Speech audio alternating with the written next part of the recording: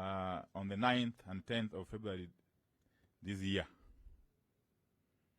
The parliamentary group of Azimio la Umoja One Kenya Coalition Party held a two-day meeting in Machakos County to review the state of the Kenyan nation that is currently characterized by rising frustrations and anger over high cost of living, confusion in education sector, doubts over commitment supporting devolved units, and threats to our multi-party politics, all perpetuated by the UDA administration. After lengthy and incisive deliberations, the parliamentary group resolved as follows. 1. The PG restates the position that the Azimio la Umoja One Kenya Coalition Party does not recognize Dr. William RUTO as the legitimate president of the Republic of Kenya. 2. Azimio reiterates that it will not participate in the reconstitution of the IBC through the formula and process being proposed by the Kenya Kwanza regime. 3. That the Kenya Kwanza administration has put Kenyans in an existential struggle for survival, with the cost of basic necessities becoming untenable. This trend must be resisted and reversed, and Azimio has resolved to provide the leadership needed to achieve this. 4. That Kenya Kwanza be made to immediately embark on steps to reverse the huge tax burden it continues to impose on the people of Kenya, that has seen taxes make up more than half of the price of goods and more than half of the people's income. 5. Azimio has resolved that the Kenya Kwanza administration must be forced to take steps to bring down the cost of goods and services, and in addition, increase the minimum wage to keep it above inflation. On these, Kenyans need timelines from the Kenya Kwanza and not false promises and rhetoric. The cost of living was supposed to come down immediately the administration took power. But today, the administration does not even mention it. Unga was supposed to be trading at Kenya shillings 70 by now.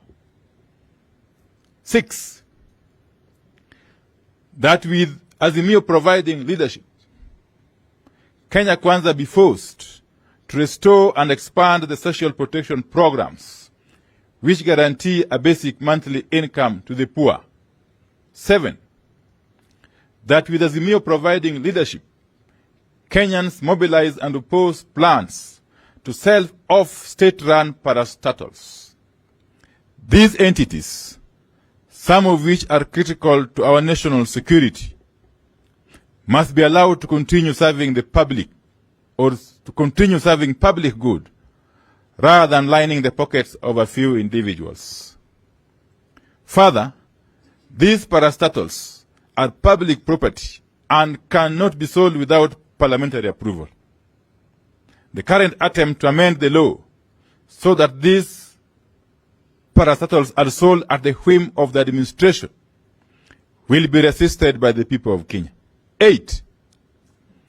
On education, we have resolved that the Kenya Kwanza administration be compelled to resume free education and to return the subsidies and bursaries that have always been available for all Kenyan children. 9.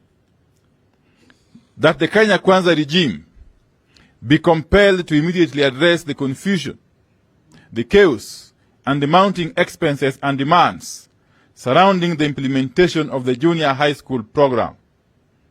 Azimio pays tribute to the late Professor George Magoha, whom we lay to rest tomorrow, for his passion, vision, and resolve that is now missing. Had this administration let Professor Magoha stay, we are sure we would not have witnessed the confusion we see today. Tomorrow, members of the administration will flock to game to voice hypocritical and false praise to the late professor.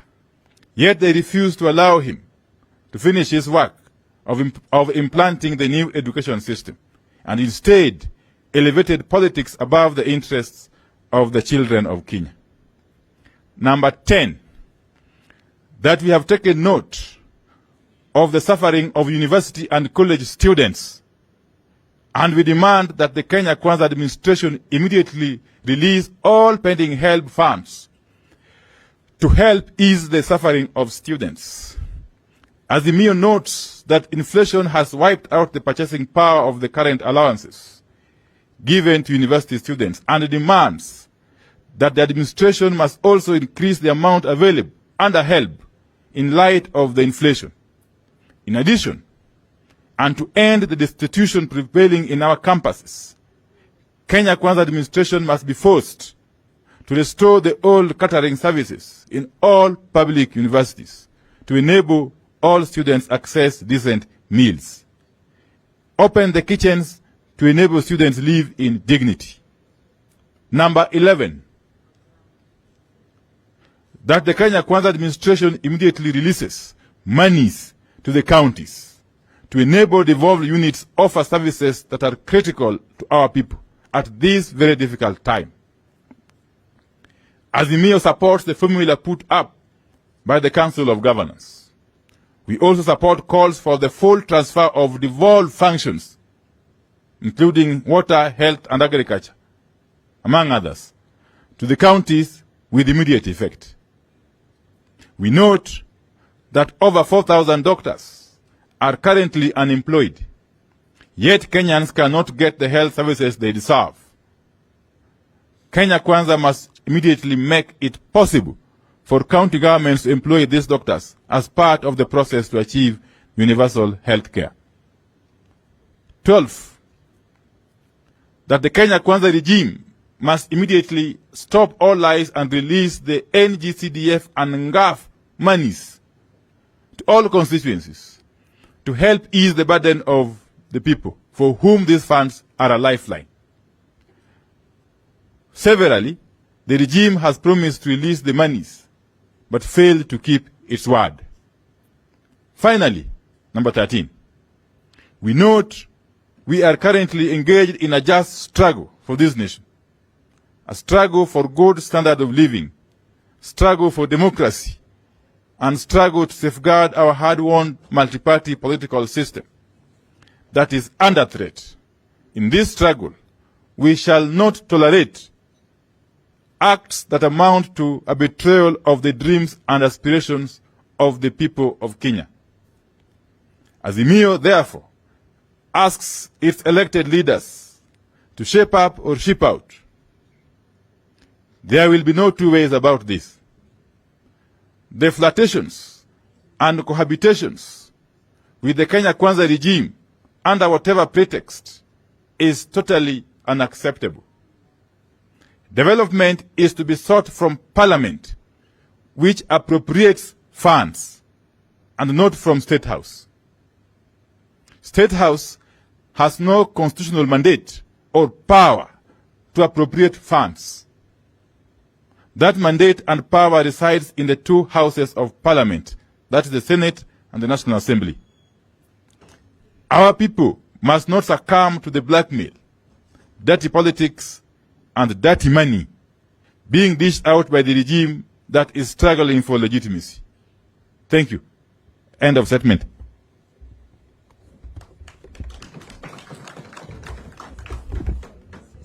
We are not fielding any questions.